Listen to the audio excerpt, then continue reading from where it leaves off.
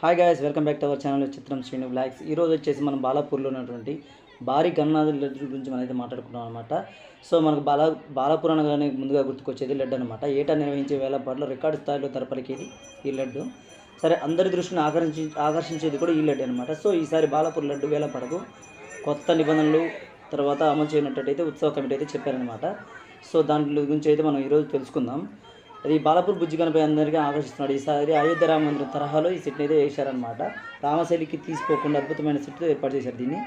ఎదురుగా రామ్లాలా విగ్రహం, పక్కన ఆంజనేయ స్వామి విగ్రహం, పిల్లర్లపై స్థాపిత చెక్కినట్టుగా ఉన్న శిల్పాలు భక్తులను ఆకర్షిస్తున్నాయి అనమాట.